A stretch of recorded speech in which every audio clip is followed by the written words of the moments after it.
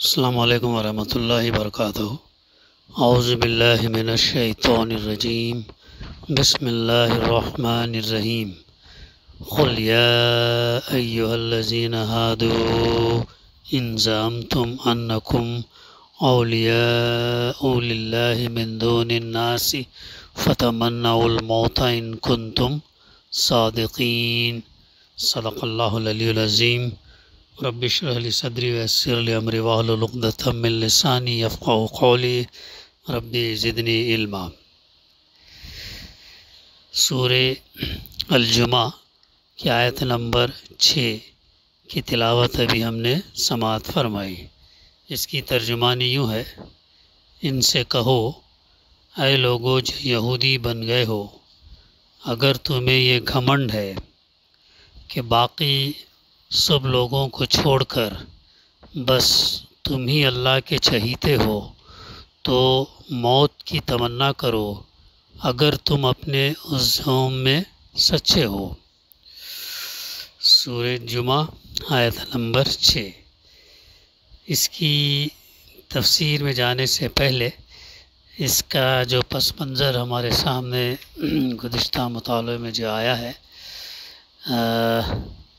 پہلے دو رکوع کے اوپر یہ صورت مشتمل ہے۔ پہلے رکوع کا زمانہ نزول 7 ہجری ہے اور غالباً یہ فتح خیبر کے موقع پر یا اس کے بعد قریبی زمانے میں نازل ہوا۔ دوسرا رکوع ہجرت کے بعد قریبی زمانے ہی میں نازل ہوا، کیونکہ اللہ کے رسول صلی اللہ علیہ وسلم نے مدینہ طیبہ پہنچتے ہی 5ویں روز یعنی پہنچنے کے 5ویں دن روز جمعہ قائم کر دیا تھا، اور اس رکوع کی آخری آیت میں جس واقعے کی طرف اشارہ کیا گیا وہ صاف بتا رہا ہے کہ وہ اقامت جمعہ کا سلسلہ شروع ہونے کے بعد لازماً کسی ایسے زمانے ہی میں پیش آیا ہوگا جب لوگوں کو دینی اجتماعات کے آداب کی پوری تربیت ابھی نہیں ملی تھی۔ یہ اس کے زمانے نزول کے تعلق سے ہے۔ اب اس آیت کی تفسیر کا ہم مطالعہ کریں گے۔ فرمایا گیا قل یا ایھا الذین ہادوا، ان سے کہو اے لوگو جو یہودی بن گئے ہو، یعنی یہ نقطہ تفسیر ہے، قابل توجہ ہے۔ اے یہودیوں نہیں کہا ہے، بلکہ اے وہ لوگو جو یہودی بن گئے ہو یا جنہوں نے یہودیت اختیار کر لی ہے۔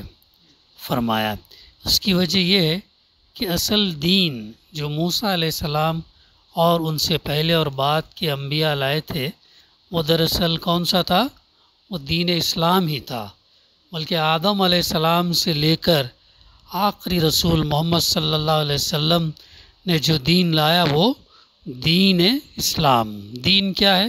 مکمل حیات زندگی، کمپلیٹ وے آف لائف جسے ہم کہیں گے، یہ دین ہے۔ مذہب میں اور دین میں فرق ہے۔ مذہب کے اندر کسٹمز ہیں، ٹریڈیشنز ہیں، عبادات ہیں، نماز، روزہ، زکوٰۃ اور وہ چیزیں جیسا ہے، تو لیکن مکمل حیات زندگی جو ہے پیدائش سے لے کر موت تک، ان تمام چیزوں میں قرآن مجید اور اللہ کے رسول صلی اللہ علیہ وسلم کی تعلیمات ہم کو رہنمائی کرتے ہیں۔ اس سے پہلے بھی جو انبیاء ہیں ان کی شریعتیں الگ الگ تھی، جو کتابیں یا صحیفے اتارے گئے اس کے اندر ان کو ڈائریکٹیوز دیے گئے تھے، گائیڈ لائنز دیے گئے تھے۔ تو جو بھی آدم علیہ السلام سے جو بھی انبیاء ہے وہ دین اسلام ہی لے کر آئے تھے۔ تو ان انبیاء میں سے کوئی بھی یہودی نہیں تھا، کوئی بھی یہودی یعنی زیرو، کوئی بھی، اور نہ ان کے زمانے میں یہودیت پیدا ہوئی۔ یہودیت پیدا کبھی بعد میں ہوئی، موسیٰ علیہ السلام کے اس میں ان کے گزرنے کے بعد جو ہے لوگوں نے ترمیم کر کے بنا دیا، گزرنے کے بعد پیدا ہوتی۔ یہ مذہب اسلام کے ساتھ بہت بعد کی پیداوار ہے۔ یہ اس خاندان کی طرف منسوب ہے جو حضرت یعقوب علیہ السلام کے چوتھے بیٹے یہودا کی نسل سے تھا۔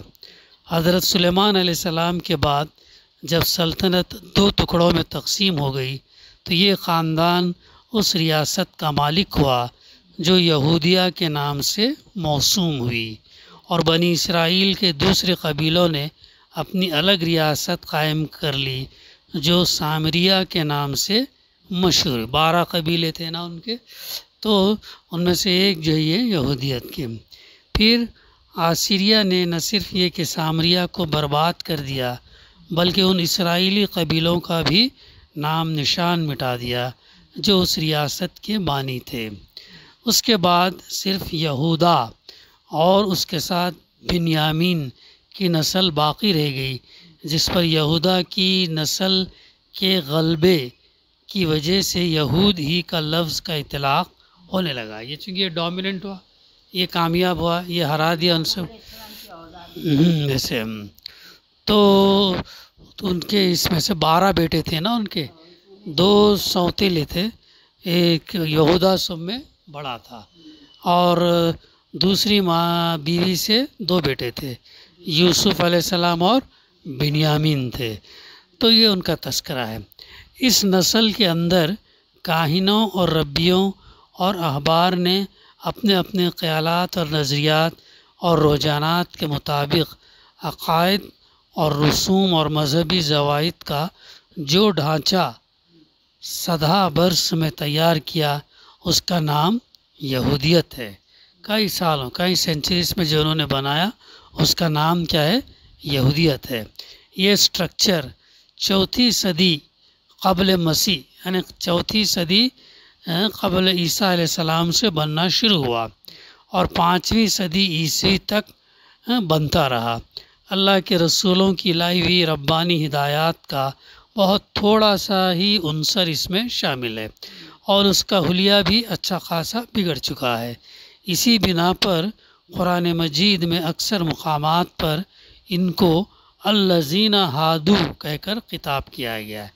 یہ ہے اس کی تفسیر، الذین ہادو کہہ کر خطاب، یعنی اے وہ لوگو جو یہودی بن کر رہ گئے ہو۔ حالانکہ ان کو دین اسلام اختیار کرنا تھا، لیکن انہوں نے یہودی بن کر رہ گئے۔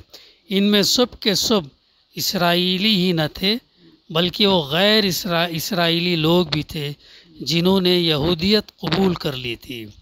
قرآن مجید میں جہاں بنی اسرائیل کو خطاب کیا گیا وہاں اے بنی اسرائیل کے الفاظ استعمال ہوئے، اور جہاں مذہب یہود کے پیرووں کو خطاب کیا گیا وہاں الذین ہادو کے الفاظ جو ہے استعمال ہوئے ہیں۔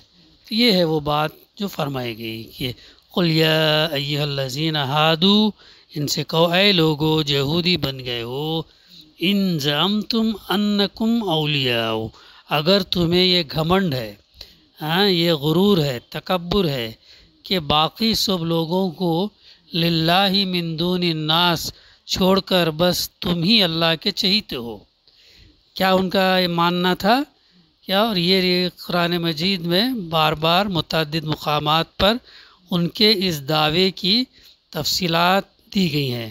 مثلاً وہ کہتے ہیں کہ یہودیوں کے سوا کوئی جنت میں داخل نہ ہوگا۔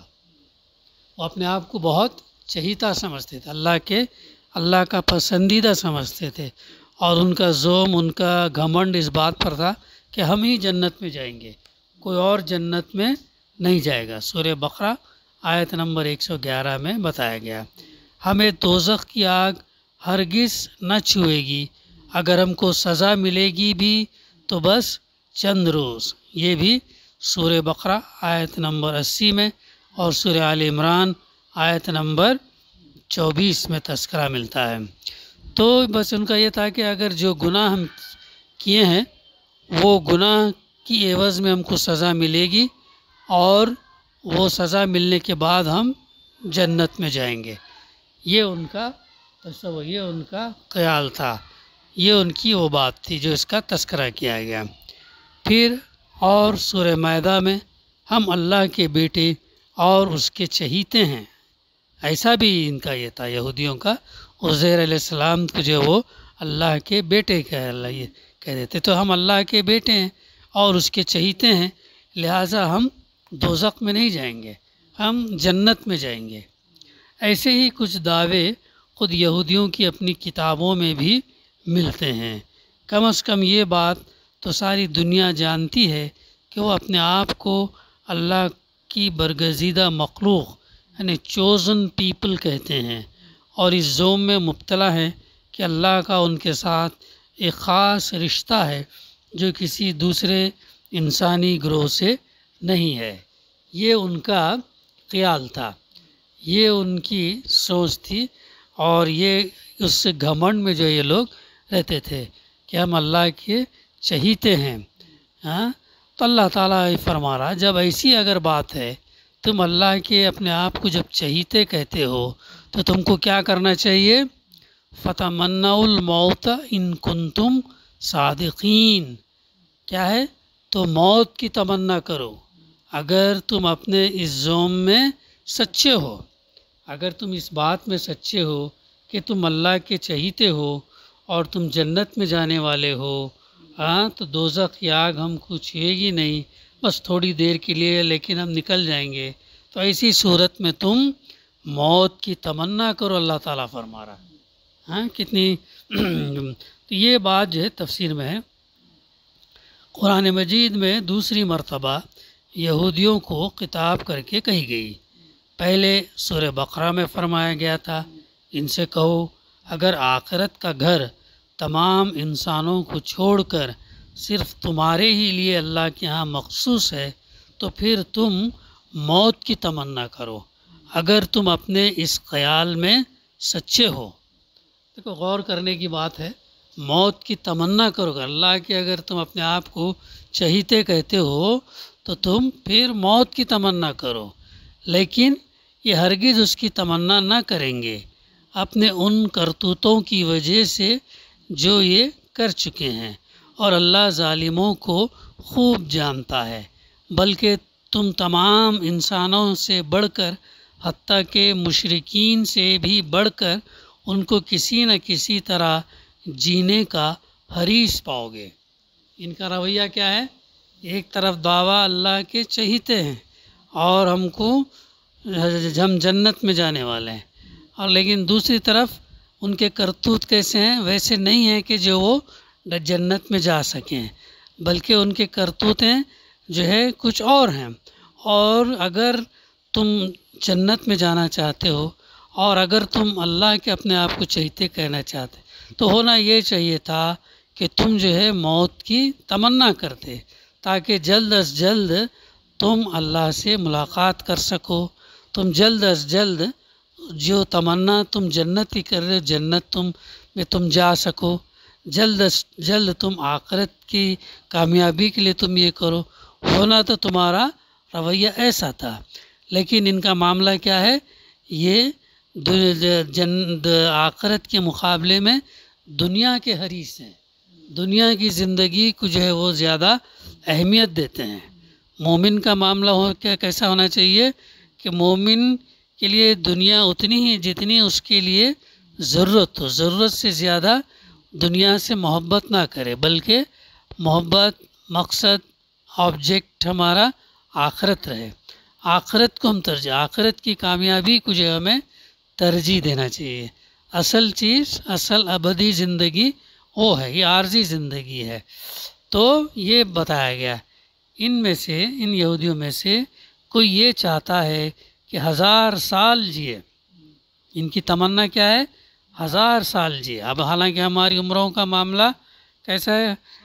100 کے اندر ہی ہے، بل 50 60 70 کراس کرنا، 80 کراس کرنا محال ہو جاتا، اور عمر اتنی پہنچتی ہے کہ کبھی نسیان لاحق ہو جاتا، کبھی بھول چوک سے کچھ جو ہے ہم صورتیں بھول جاتے ہیں ہماری اس میں، اور ہم کتنا جو ہے ڈیپینڈنٹ بھی ہو جاتے ہیں، ہمارے خاندان والوں پر جو ہے اس کی ڈیپینڈنٹ بھی ہو جاتے ہیں۔ لیکن ان کا معاملہ کیا تھا؟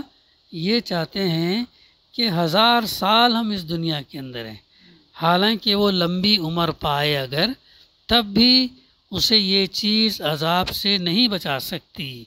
ان کے سارے کرتوت جو انہوں نے کیا ہے، ان کے کرتوت اللہ کی نظر میں ہے۔ یہ آیت نمبر 94 تا 96 میں ہمیں ملتا ہے، وہاں پر اس کا تذکرہ ملتا ہے۔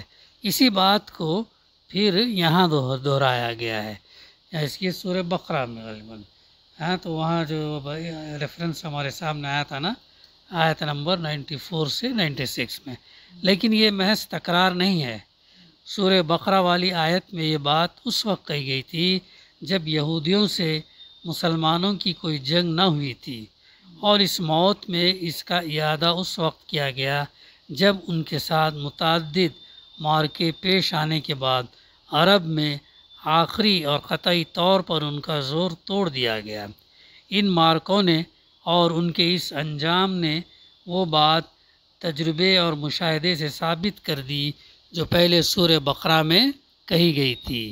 مدینے اور خیبر میں یہودی طاقت بلحاظ تعداد مسلمانوں سے کسی طرح کم نہ تھی، اور وسائل ان سے بہت زیادہ تھی۔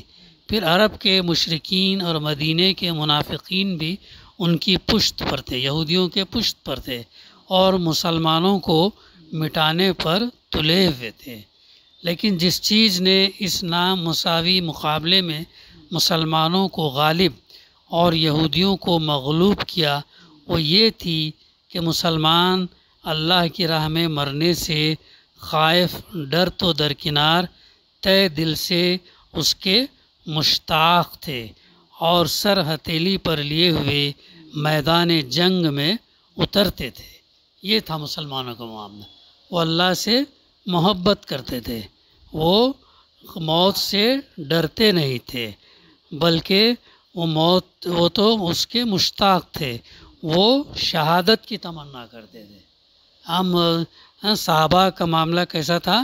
شہادت کی تمنا کرتے تھے، اور آج ہم ان کے مقابلے ہمارے لوگوں کا جائزہ لیں تو ہمارا معاملہ الا ماشاء اللہ اکثریت کا کیا ہے؟ دنیا کی زندگی کو ترجیح دیتے ہیں، دنیا کی زندگی کو، دنیا میں زیادہ رہنا چاہتے ہیں۔ لیکن ان کا کیا تھا؟ اللہ کے دین کے غلبے کے لیے قربانی اور ایثار اور جو ہے شہادت کی تمنا کرتے تھے۔ ایسا یہ بہت بڑا فرق ہے، چونکہ ان کو اس کا اجر معلوم تھا۔ لیکن آج مسلمان موت سے ڈرتا ہے۔ اللہ کے رسول صلی اللہ علیہ وسلم کی کتنی پیاری حدیث ہے جس میں آپ صلی اللہ علیہ وسلم نے ایک دفعہ صحابہ کو کیا فرمایا؟ ایک ایسا دور آئے گا کہ جو ہے مسلمانوں پر دوسرے قومیں جو ہے ٹوٹ پڑیں گی، جیسے یہ بھوکا شیر دسترخوان پر ٹوٹ پڑتا ہے، اسی طریقے سے دوسری قومیں ٹوٹ پڑیں گی۔ تو صحابہ نے سوال کیا کہ اے اللہ کے رسول صلی اللہ علیہ وسلم، کیا اس وقت مسلمان کم رہیں گے؟ آپ صلی اللہ علیہ وسلم نے فرمایا کہ نہیں، مسلمان تعداد میں زیادہ رہیں گے۔ تو پھر صحابہ تعجب کرنے لگے کہ مسلمان تعداد میں زیادہ ہونے کے باوجود پھر کیسے مغلوب ہوں گے، کیسے ڈرے ہوئے، کیسے ہوئے ہوں گے؟ تو پھر سوال کیا اتنا ہونے کے باوجود پھر اتنا مغلوب کیوں ہوں گے؟ چونکہ ان کے تصور میں یہ بات آتی نہیں تھی کہ مسلمان جو ہے مغلوب ہو، دین مغلوب ہو، ان کے تصور میں یہ بات بیٹھتی نہیں تھی۔ تو سوال کیا کیوں ایسے؟ تو اللہ کے رسول صلی اللہ علیہ وسلم نے فرمایا یہ اس لیے کہ ان کے دلوں میں وہن بیٹھ جائے گا۔ پھر سوال کیا گیا کہ وہن کیا ہے؟ یہ وہن یہ ہے کہ دنیا سے محبت اور موت سے ڈر۔ انسان موت سے ڈرتا ہے اور دنیا سے محبت کرتا، دنیا کی زندگی سے محبت۔ تو مومن کو ہونا کیا چاہیے؟ موت کی جو ہے موت کے لیے تیار رہنا، اس کو ہر دن جو ہے موت کو یاد کرنے کے لیے کہا گیا، تیار رہنا چاہیے کہ میں اب اللہ سے ملاقات کرنے کے لیے جانے والا ہوں، اپنے گناہوں کی معافی اور اپنے نیکیوں کو بڑھانا، اور تیار رہنا کہ کب کس وقت موت آ جائے تو ہم اللہ کے حضور جو ہے ہم اچھی حالت میں، نیک پوزیشن میں، صالح حیثیت سے، گناہوں سے بری اور نیکیوں سے لدے ہوئے ہم جو ہے اللہ کے حضور حاضر ہونے کی تمنا اور کوشش ہم کو کرنا چاہیے۔ اللہ کے رسول صلی اللہ علیہ وسلم نے ایک حدیث میں کیا فرمایا؟ مومن کے لیے 2 دن ایک جیسے نہیں، مومن کے لیے 2 دن ایک جیسے نہیں، ہر آنے والا دن اس کے لیے امپرومنٹ والا دن ہے، اس کے لیے اچھا دن ہوگا، مایوس والا نہیں، اچھا دن ہوگا۔ کم سے کم تر بھی اگر ہم سوچیں کہ آنے والے دن میں ہم اپنے گناہوں کی معافی، بخشش، اس کی دعا اللہ سے کر کے کم کرا لینا چاہیے، اور آنے والے دن میں ہم اپنے نیکیوں کو بڑھا لینا چاہیے، کیونکہ اللہ وہ ہے جو خلوص سے، اخلاص سے جب ہم اس کے حضور ہم اب توبہ اور رجوع کرتے ہیں تو اللہ تعالیٰ معاف کر دیتا ہے۔ یہاں تک کہ قرآن مجید میں آیا کہ ہمارے پرانے گناہوں کو بدل کر اللہ تعالیٰ نیکیوں میں تبدیل کرتا۔ تو یہ وہ چیز ہے، آج مسلمان جو ہے بھی اس بیماری کے اندر مبتلا ہے۔ دنیا کی زندگی کو اہمیت، اس کا مطلب یہ نہیں کہ ایک اور قول جو ہمیں ملتا ہے کہ غالباً اللہ کے رسول صلی اللہ علیہ وسلم کا یا حضرت علی رضی اللہ کا، میں پکا بہرحال یہ نہیں کہہ سکتا، لیکن یہ قول ہے کہ فرمایا گیا کہ دنیا کے لیے تم جیو تو ایسا جیو کہ گویا تم یہاں پر ہمیشہ رہنے والے ہو، ایسا زندگی گزارو، ایسا کانفیڈنٹ، ایسا جو ہے پر امید، ایسا کچھ کر گزرنے کی یہ رہنا چاہیے۔ لیکن آخرت کی فکر تمہیں ایسی ہونی چاہیے کہ جیسے تمہیں کل مرنا ہے۔ مومن اس طریقے سے اس دنیا کے اندر زندگی گزارتا ہے۔ تو یہ ہم کو تعلیم ملتی ہے، یہ ہمارا طریقہ کار جو ہے، ہماری سوچ ہماری یہ ہونی چاہیے۔ لیکن آج ہم نے کیا کیا؟ یہ قرآن مجید کو پس پشت ڈال دینے کی وجہ سے، قرآن مجید کو صرف تلاوت کی کتاب ڈال کر رکھنے کی وجہ سے ہم اس سے جو ہے ہدایت حاصل نہیں کرتے الا ماشاء اللہ، کچھ کے سوا۔ تو ضرورت اس بات کی ہے قرآن مجید کے ذریعے سے جو ہے ہم اس سے ہدایت حاصل کرنا، اور ہم اپنے مقصد کو واضح کرنا۔ ہماری زندگی پرپس فل ہونا چاہیے، ہمارا مقصد کلیئر ہونا چاہیے، اور ہم آخرت کی کامیابی کے لیے جد و جہد کرتے رہنا۔ ہماری دنیا کے اندر جو ہماری زندگی ہے، ہر دن ہمارا امتحان ہے، اور اس امتحان کے پرچے میں ہمارا عمل ایسا ہونا چاہیے کہ وہ عمل ہمیں آخرت میں جزا کی طرف لے جائے، نہ کہ نقصان کی طرف۔ تو ہر دن جو ہمارا پرچہ گزر رہا ہے، تو جو اللہ ہم سے امتحان لے رہا ہے، تو ہم وہ عملی میدان میں آخرت کی کامیابی کے لیے عمل کرنا چاہیے۔ تو یہ بہت ضروری ہے۔ تو اس کے برعکس یہودیوں کا حال یہ تھا کہ وہ کسی راہ میں بھی جان دینے کے لیے تیار نہ تھے، نہ اللہ کے راستے میں، نہ قوم کے راستے میں، نہ خود اپنی جان اور مال اور عزت کے راستے میں۔ انہیں صرف زندگی درکار تھی، انہیں صرف دنیا کی زندگی تھی، خواہ وہ کیسی زندگی ہو، لیکن وہ اسی زندگی کے حریص تھے۔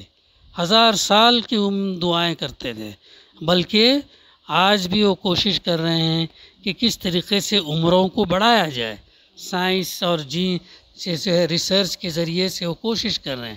پہلے جو ہے لوگوں کی عمریں بڑی ہوا کرتی ہیں نا، ہم نوح علیہ السلام کی عمر کتنی تھی؟ 950 سال۔ تو انہوں نے دعوت کا کام کیا، لوگوں کو اللہ کی طرف بلایا، لوگوں کو ڈرایا اس انجام سے جو ان کو مرنے کے بعد پیش آنے والا ہے۔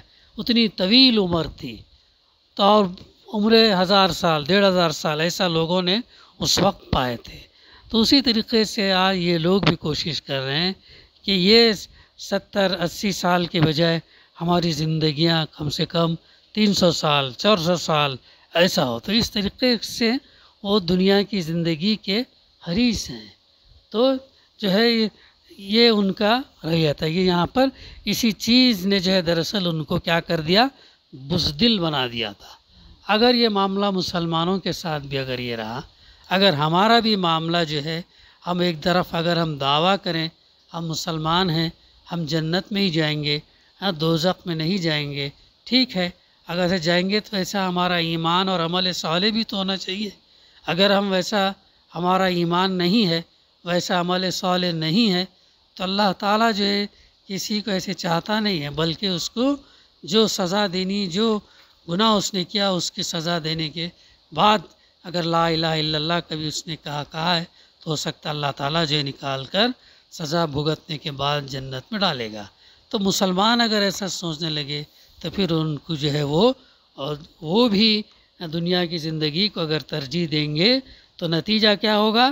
جیسے یہود بزدل ہو گئے تھے ویسے مسلمان بھی بزدل ہونا چاہیے. اصل میں ہمارے اندر یہ تصور آنا چاہیے کہ آخرت کی ابدی زندگی ہمارے لیے بہتر ہے، اور شہادت جو ہے، شہادت پانا، اللہ کے رسول صلی اللہ علیہ وسلم نے شہادت کا تمنا رکھنے کے لیے ایک حدیث میں آپ نے اس کا مفہوم ہے کہ مسلمان کو ہم شہادت کی تمنا رکھنی چاہیے. یہ اور بات ہے کہ اسے اللہ کے راستے میں شہادت ملے یا نہ ملے، کم سے کم اسے شہادت کی تمنا رکھنا ہے، تو اس کا درجہ بہت بلند ہے. کہا گیا کہ شہید مردہ نہیں بلکہ وہ زندہ ہے. تم نہیں جانتے، تمہارے اندر وہ شعور نہیں ہے کہ وہ کس حال میں ہے. یعنی یہ اس کی اتنی اہمیت ہے. تو ہمیں جو ہے ہم تمام کو اس آیت کی روشنی میں اپنا احتساب اور جائزہ ہم کو لینا چاہیے. دعا ہے کہ اللہ سبحانہ و تعالی ہمیں کہنے سننے سے زیادہ